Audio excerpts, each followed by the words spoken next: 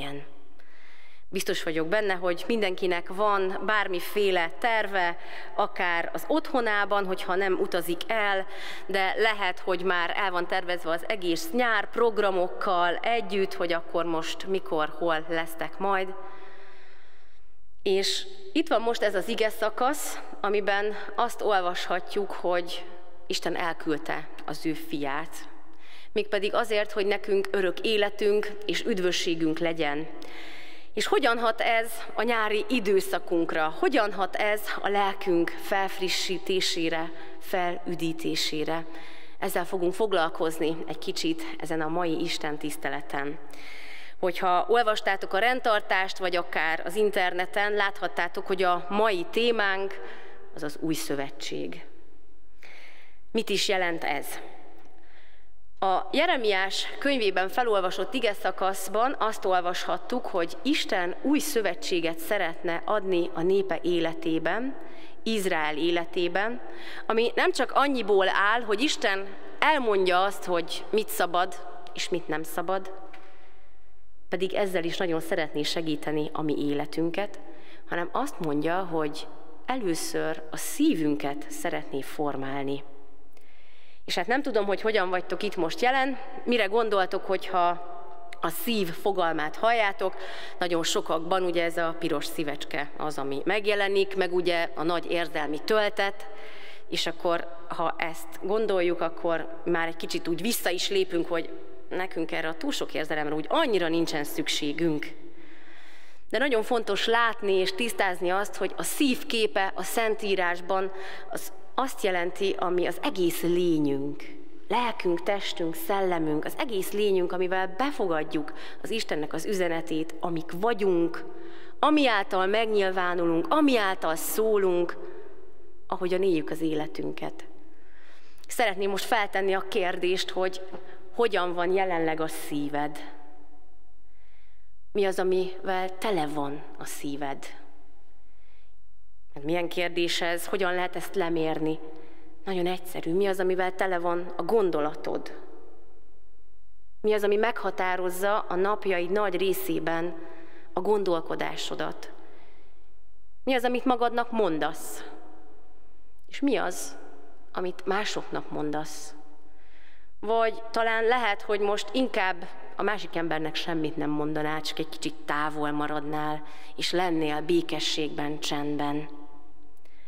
De hát ilyenkor jön néha az élet, amikor nem tudjuk leplezni azt, ami a szívünkben és a gondolatainkban van. Mert lehet, hogy pont valaki úgy szól hozzánk, és akkor már rögtön előjönnek az érzések, hogy hát most valaki megbántott, vagy valaki nem úgy szólt, vagy teljesen másra számítottál az adott embertől, vagy akár ahol most tartasz az életedben.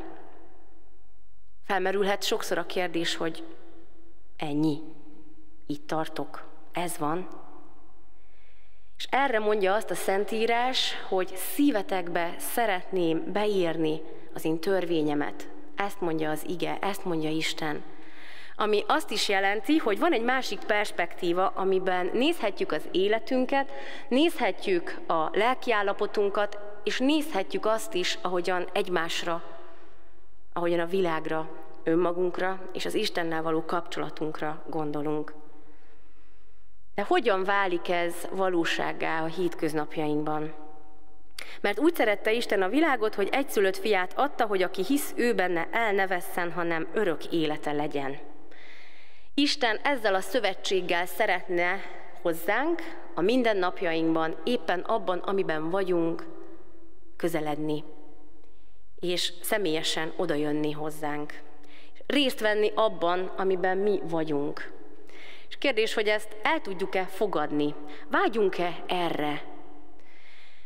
Ki az, akihez igazán tudsz kapcsolódni jelenleg az életedben? Van-e olyan személy, akivel félszavakból értitek egymást, vagy még az sem kell? Van-e valaki, akinek el tudod mondani gondodat, bánatodat őszintén, nyíltan? És a kapcsolódáshoz bizalom kell. És ahhoz, hogy Isten szövetséget tudjon velünk személyesen kötni, ahhoz bizalom kell a részünkről. Mert Isten mindig ajánlja, mindig felkínálja ezt az óriási lehetőséget.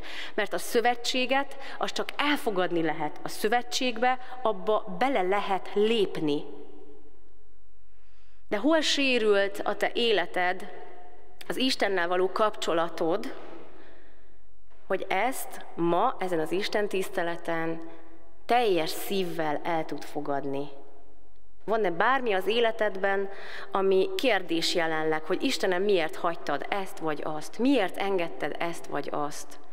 Mi az, ami megakadályoz téged jelenleg abban, hogy ezt a szövetséget feltétel nélkül el tud fogadni? És lehet, hogy úgy vagy itt, hogy nálad minden rendben van, és ebben van a szíved, ebben van az életed, ebbe hívsz be mindenkit, és hogyha így vagy, hála ezért, akkor hívd be másokat is. És hogyha azt veszed észre, hogy valaki most ebben nincs úgy teljes békében, akkor te is lehetsz Istennek az eszköze azzal kapcsolatosan, hogy ő odaforduljon Istenhez, és fogadja el ezt a szövetséget. Mert a szövetség azt jelenti, hogy Isten ajánlja, felkínálja az ő feltétel nélküli szeretetét, és nem tudom, hogy ha szót hallod, ezt a kifejezést, hogy feltétel nélküli szeretet, mi az, ami eszedbe jut. Sok esetben az egyik az, hogy van ilyen. Van ilyen, hogy valaki feltétel nélkül szeret. Mert ugye ott van az, hogy szeretlek, ha. Szeretlek, ha úgy viselkedsz, ahogyan az nekem jó, ahogyan én azt elvárom. Szeretlek, ha.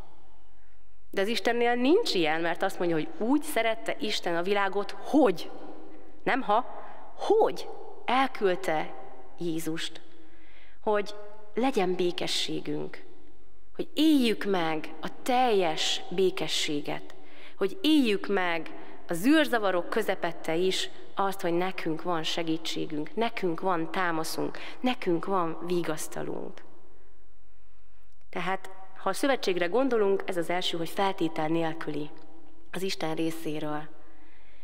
És részünkről pedig azt igényli, hogyha van bármi, amiben távol vagyok Istentől, kételkedem Istenben, akkor azt merjem megfogalmazni, és merjem neki elmondani. Vagy hogyha valakivel tudsz együtt imádkozni ezért, akkor az is óriási áldás. Óriási áldás, és ezért vagyunk itt együtt, és adja Isten, hogy legyenek ilyen kapcsolódási pontjaid ebben a gyülekezetben, mert ezért vagyunk itt. Úgyhogy én is mondom, lehet írni nekem, kedves munkatársaknak, e-mailt, bármit, messenger üzenetet, hogyha van bármiféle imatémán. És ha úgy érzed, hogy még nincs a gyülekezetben olyan embered, akivel ezt megosztanád, itt vagyok, imádkozom értetek, bármikor, tényleg. És nagyon-nagyon fontos még az, hogy ezt őszintén kezeljük, hogy Istenem, most valami nincs rendben. Szeretnék belépni ebbe a szövetségbe nap mint nap, de most ez egy kicsit úgy nehéz. És hogyha valami nehéz, akkor attól lehet, hogy egy kicsit távol maradunk, és valamilyen pótcselekvésben szeretnénk ezt valahogy kifejezni, megélni. És itt kanyarodok vissza a nyárhoz és a programokhoz. Hát lehet, hogy nagyon sokan úgy vagyunk vele, hogy majd, amikor elmegyünk nyaralni, meg amikor szabadságon leszünk, meg amikor azon a vágyott helyen leszünk, amit eltervezünk, és akkor lehet, hogy pont akkor szakad az eső, vagy akkor leszünk betegek, és hát nem is tudunk elmenni arra a várva várt útra. És akkor mi jön megint? Az, hogy önmagunkat emésztjük, hogy hát ez sem sikerült. És még ez sem adatik meg, hogy itt van az évnek X napja, és még ebben sem lehet. És Isten épp azt biztosítja az ő szövetsége által, hogy bárhol nyaralhat a lelkünk. Bárhol, ahol vagyunk, ha őt hívjuk, az ő békességét, ha tudatosítjuk magunkban azt, hogy kihez tartozunk, akkor ebből a békességből, ebből a mérhetetlen, mély kapcsolatból, amit Isten tud adni, akkor az úgy beszivárog a lelkünkbe. És akkor lehet, hogy csak egy mély lélegzetet veszünk, és azt mondjuk, hogy de te itt vagy. És sok minden megakadályozhat ebben. Én az előző pár hétben azt vettem észre magamon, hogy 3 napig fájt a fejem. Egyébként annyira nem vagyok fejfájós. És akkor így átgondoltam, hogy mi az, amit hordozok magamban. És akkor így rájöttem, hogy volt egy olyan esemény, ami emésztett. És még úgy bírtam, vittem, hordoztam, csak éppen a fejem fájt. És akkor, amikor így leültem ezt átbeszélni Istennel, akkor ez úgy enyhült, és így kiment belőlem, hogy Istenem, Te minden eszközt megadsz ahhoz, hogy azt, ami az életemben van, azt rendezni tudjam. És ilyen eszköz gyakorlatilag az Istennek a szövetsége. Ugye az Ószövetségben ott volt a 10 parancsolat, ami ugyanúgy most is érvényes ránk, csak azzal a szemlélettel, hogy Jézus Krisztus tudja, látja, hogy mi emberként nagyon sok mindennek nem tudunk eleget tenni, aminek szeretnénk. Biztos vagyok benne, hogy mindannyian úgy vagytok itt, hogy szeretnétek állandóan örülni, ugye? Meg kedvesek lenni a másik emberhez. De hát ennek vannak kisebb-nagyobb akadályai. És azt vehetjük észre, hogy hiába szeretnénk mi mindig mindent jól csinálni, de nem sikerül. És Isten ezt látta, tudta, ezért adta nekünk Jézus Krisztust, aki elmondta, hogy látlak úgy, ahogy vagy, és itt vagyok, szeretnélek hordozni, szeretnélek vinni. És számunkra ott van a keresztség, a szövetségnek egy újabb jele, amiben ugye a víz, ami egy jelkép, az azt jelképezi, azt szimbolizálja, hogy ahogyan a víz ott van a fejünkön, lemossa a bűneinket, úgy megújulhat az életünk.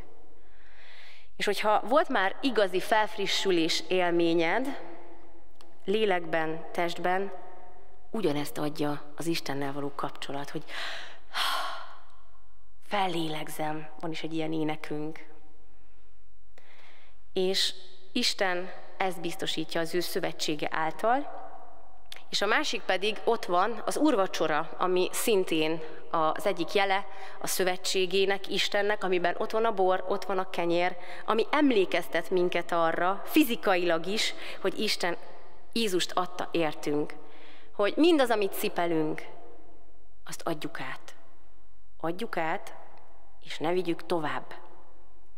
És ha Istennek a szövetségére gondolunk, akkor újra szeretném felolvasni a példabeszédek könyvéből az igeszakaszunkat. Minden féltőrzött dolognál jobban óvd szívedet, mert onnan indul ki az élet. Istennek a szövetsége nem csak azt jelenti, hogy ami ott van az életünkben, és ha valamit elrontunk, vagy hogyha valami terhel minket, akkor azt átadhatjuk, hanem azt is jelenti, hogy nagyon sok mindent megelőzhetünk. Nagyon sokszor felveszünk magunkra olyan terheket, olyan szavakat, olyan gondolatokat, amit nem is kellene. És ebben mondja azt az ige, hogy óvd a szívedet, mert Isten ezt is biztosítja számunkra, hogy egy csomó mindent nem is kellene beengedni. Nagyon sok helyzetet, nagyon sok szót, nagyon sok olyan eseményt, ami egyébként csak rombol. Nem kellene beengedni. Úgyhogy ha van valami olyan jelenleg az életedben, amit úgy engedtél be a szívedbe, hogy azt tudod, hogy nem is a tied. Tudod, hogy, és akkor itt egy ilyen nagyon-nagyon aktuális dolog van, hogy ott vannak azok a közösségi felületek, amiben nagyon sok információ jön, és úgy tűnik gyakorlatilag, hogy csak végigpörgetem, nem hat rám, de hát minden beszivárog a tudatomba. Minden beszivárog, és minden nyomot hagy, és minden fel tud zaklatni. Óvni és félteni, őrizni kell a szívünket, mert ebből indul ki az élet. Ez határozza meg azt, ahogyan önmagadra gondolsz, és ez határozza meg jelenleg a békességedet abban, amiben éppen vagy a békétlenséget. És a szövetség az, ami meghatározza azt is, hogy kik vagyunk mi. Mert a szövetségben lehet felismerni, hogy kik vagyunk mi igazán. Lehet, hogy eszedbe jut most ezzel kapcsolatban egy-egy szó, egy-egy mondat, amit mondtak neked, hogy hát te ez vagy. És akkor gyerekkortól kezdve jöhetnek ezek a mondatok, hogy jó gyerek, rossz gyerek, csintalan gyerek, aki nem engedelmeskedik, aki mindig engedelmeskedik, és még ezeket sorolhatnánk. Felnőtt életben is. És ezek meghatároznak. És mit mond Isten? Azt, hogy úgy szeretett téged feltétel nélkül, hogy egyszülött fiát adta, hogy örök életed legyen. És amikor elhangzik ez a szövetségben, hogy örök élet, akkor ez azt jelenti, hogy az örök életnek a perspektívája az beszivárog a hétköznapjainkba. Tehát azt mutatja, hogy bármi, amiben most vagyunk, az csak egy pici része az életünknek.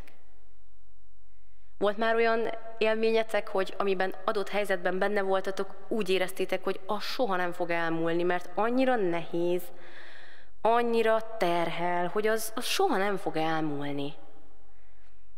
Vagy a másik, hogy van az örömállapot, amikor meg annyira ragaszkodunk ahhoz a pár percnyi, pillanatnyi örömhöz is, és azt mondjuk, hogy Istenem, csak ez soha nem múljon el, és már a boldog pillanatban is attól rettegünk, hogy ez mikor fog elmúlni.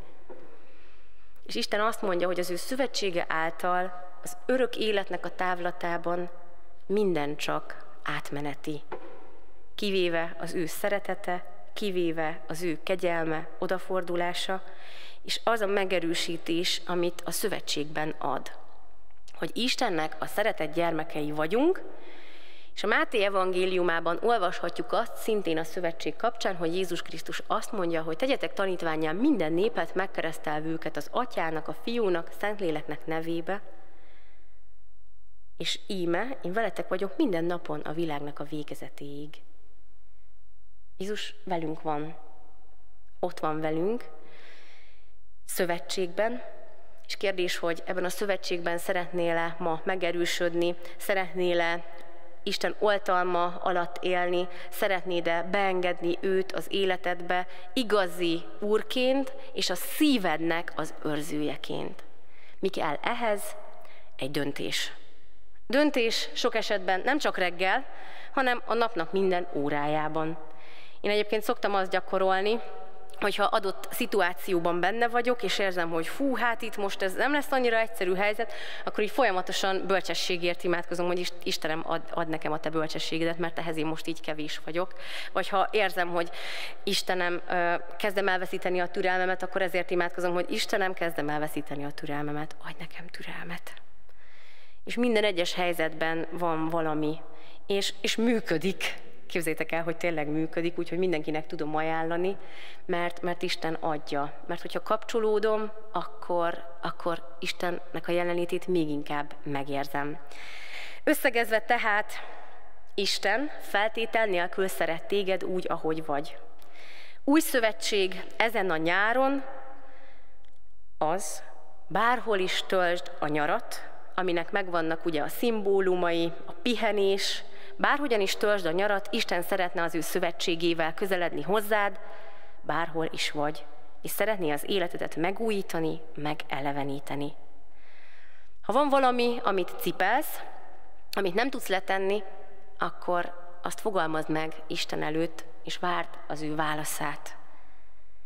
És ez sokszor azt jelenti, hogy nem csak eldarálom a kérdéseimet és a kéréseimet, hanem ezzel a csodálatos könyvvel a kezemben, csendben ülök, és elkezdem olvasni, és várom Istennek a válaszát, és szólni fog. Mert ha hozzám szól, hozzátok is fog. És hogyha millióan megtapasztalták már ezt, akkor hidd el, hogy te sem vagy kivétel, mert Isten ugyanúgy érinti, és hívogatja a te életedet is. És a másik pedig, ha szeretnétek megpihenni, és úgy érzitek, hogy sok minden van, akkor szól az ige, őrizd és óvd a szívedet. Figyeld meg, hogy mi az, amit beengedsz a lelkedbe, mert Isten ezáltal is szeretne téged oltalmazni, megvédeni, és a szövetségét megújítani veled. Itt és most, és az egész nyár folyamán. Adja Isten, hogy így legyen, és a jelenlegi élethelyzetedet pedig tudd Istenre bízni, és figyelj arra, hogy az örök életnek a mennyei perspektívájában Isten látja a te szakaszodat, és veled van minden nap a te életednek és a világnak a végéig. Amen. Imádkozzunk.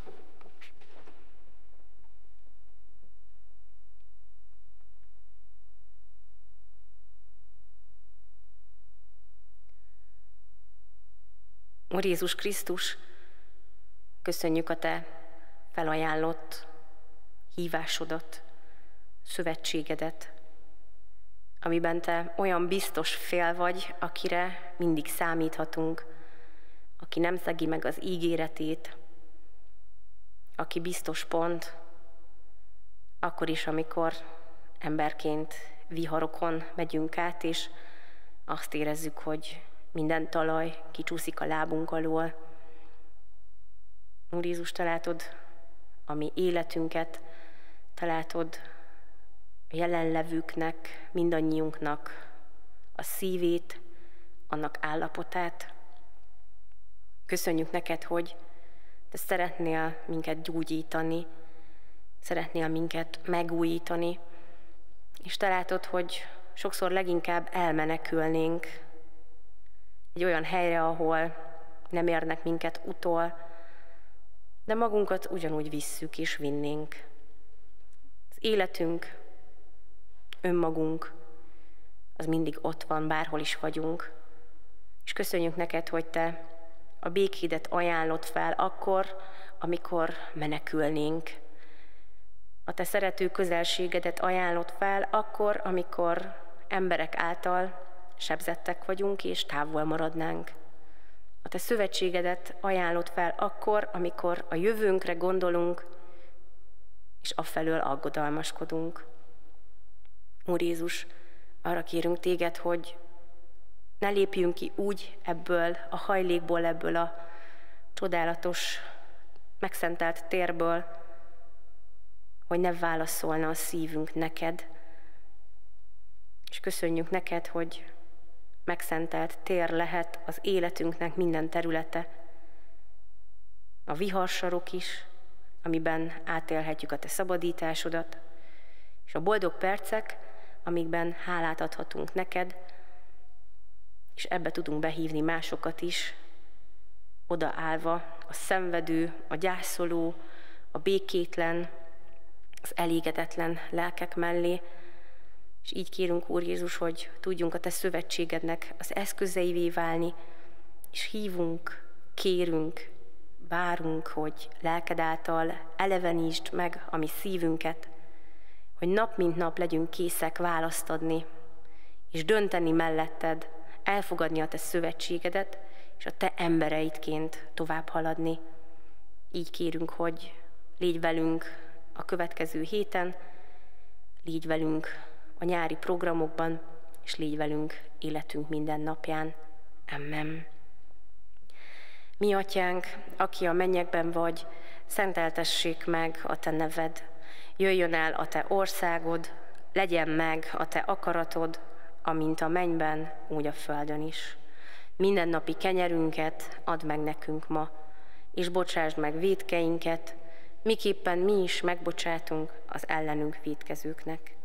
És ne vigy minket kísértésbe, de szabadíts meg a gonosztól, mert tied az ország, a hatalom és a dicsőség mindörökké. Amen.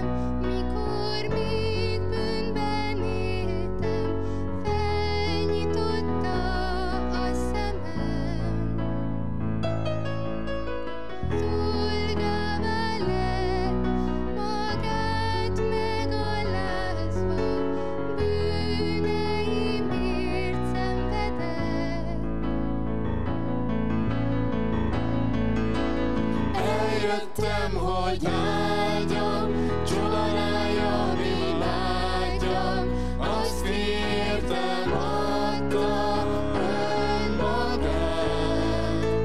Csodálatos Isten, dicsőséges bárány, fogadd el szívem imádatát.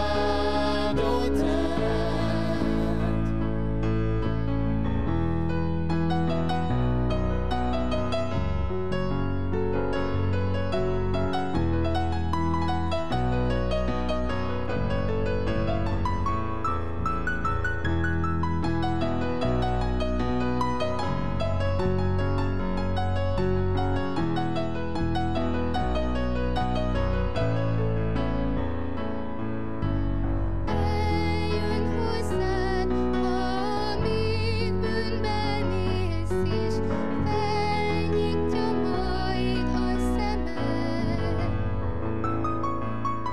Szólja veled, magát megalázva, bűneidért szenvedett.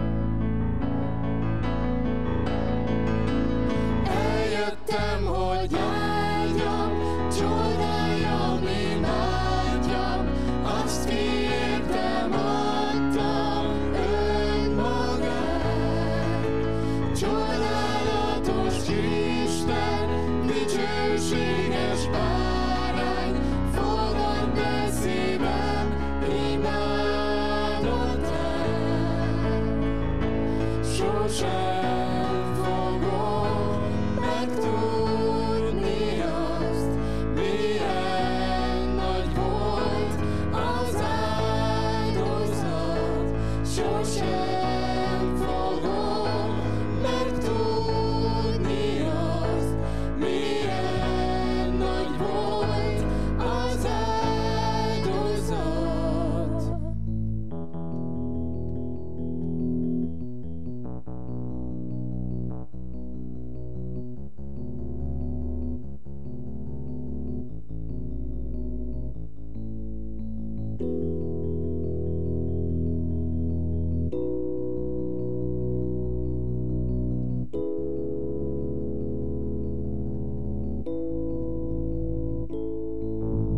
Hidd segítségül nevét, és megmenekülsz.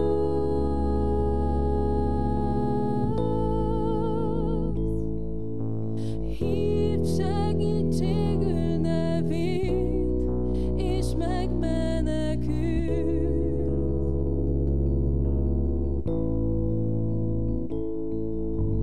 Hidd segítségül nevét, és megmenekülsz.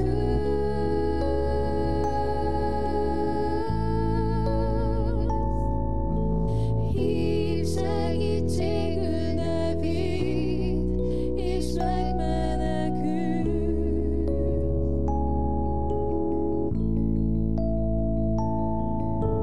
Hív segítségül nevét, és megmenekülsz.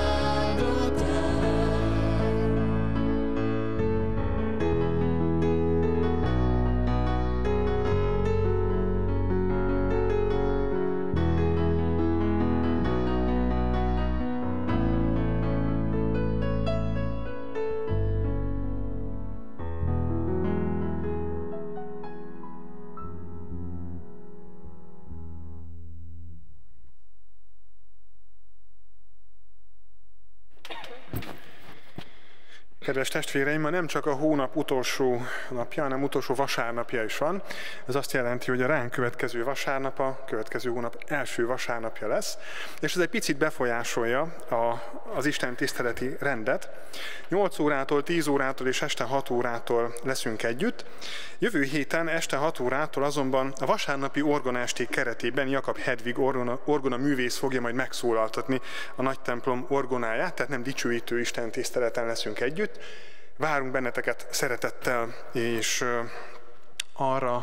abban bízunk, hogy nem csak egyedül, hanem valaki mással együtt jöttök majd el, hogy minél többen legyünk az Isten közelében.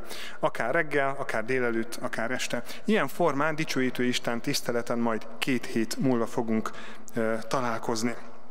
Mindenféle programokról, hitélet és kulturális programokról a Nagy Templom honlapján információt adunk, úgyhogy a www.nagytemplom.hu oldalt javaslom nektek böngészésre, meg a Facebook oldalt. Amit még szeretnék most elmondani, az az, hogy amit elszoktam ilyenkor, hogy ha még van egy kis időtök, és ha még szívesen beszélgetnétek egy kicsit a teltházban az igéről, vagy bármiről, ami az életeteket érinti, akkor az imateremben megterítettük a szeretett vendégség asztalát, egy kis üdítővel és egy kis nasival várunk benneteket, hogy együtt tudjunk lenni még. Ugye hallottuk az ige hirdetésben, az egyik tanítás volt az, hogy talán így lehetne megfogalmazni, hogy a lélegzet vétele az, amikor imádkozunk az Istenhez. Arra bíztatlak benneteket, hogy lélegezzetek sokat ezen a héten is, ami előttünk áll, hogy valóban egészséges legyen ne csak a testünk, hanem legyen a lelkünk is. Az Úr legyen és maradjon a mi gyülekezetünk őriző ura és pásztora. Most majd elindulnak a perselyek az utolsó záróének alatt. Adjunk úgy, ahogy mi is kaptunk.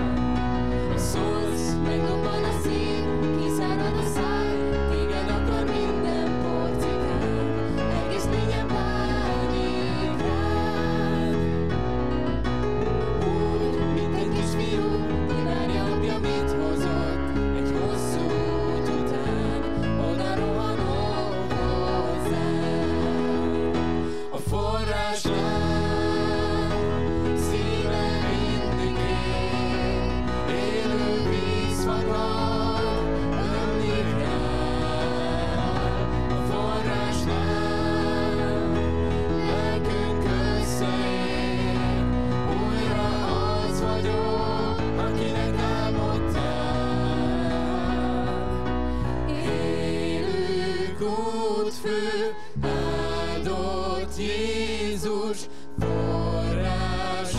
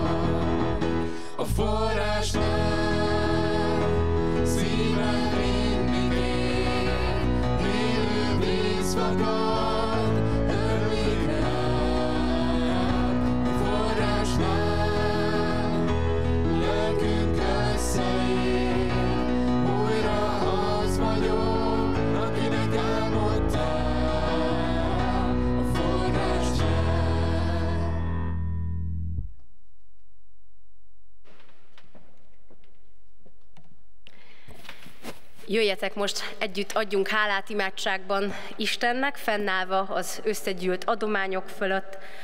Mondjuk együtt az imádságunkat.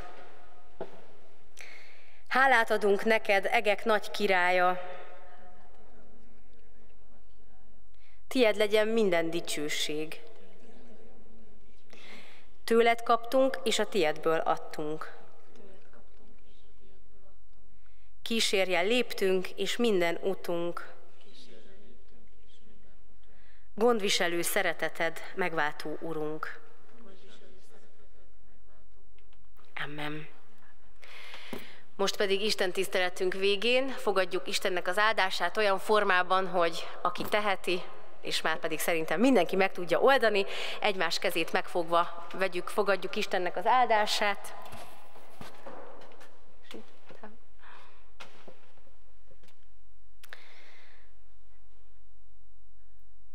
Mert úgy szerette Isten a világot, hogy egyszülött fiát adta, hogy aki hisz ő benne, el ne vesszen, hanem örök élete legyen. Amen. Áldást, békességet, és kívánom, hogy teljen úgy ez a hét, hogy megéljük azt, hogy a szövetség emberei vagyunk. Áldást, békességet.